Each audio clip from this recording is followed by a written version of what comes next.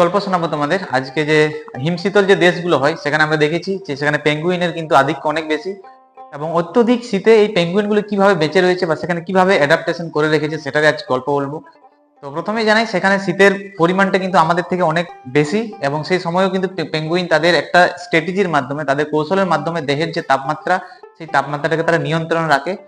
আমরা ছবিতে দেখেছি যে দেখবে পেঙ্গুইনরা জড়ো হয়ে কিন্তু সেখানে ছবি দেওয়া আছে বা জড়ো হয়ে তারা কিন্তু রয়েছে।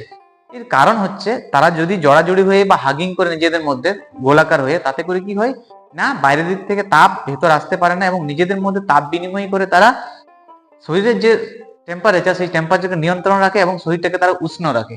এবার তারা গোলাকার হয়ে 5 মিনিট 10 মিনিট ওইভাবে রইলো, আধ ঘন্টা পর্যন্ত রইলো।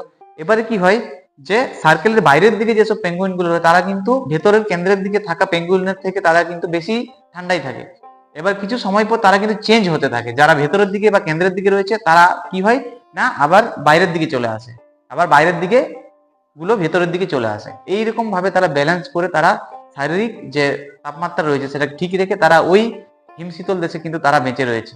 এবং বিশেষ করে যদি বাচ্চা পেঙ্গুইন বেশি থাকে তাদেরকে সবসময় কেন্দ্রের দিকে স্থান দেওয়া হয়, যাতে করে তারা অত্যধিক শীতে বা হিমশীতল যে পরিবেশ সেই পরিবেশে যেন তারা মারা না যায়। সেই কারণে বড় যারা রয়েছে মা বাবা যারা পেঙ্গুইন গুলো রয়েছে তাদের কিন্তু এটা দায়িত্বের মধ্যে পড়ে, এরা সবসময় বাচ্চাদের গুলোকে কেন্দ্রের দিকে রাখে।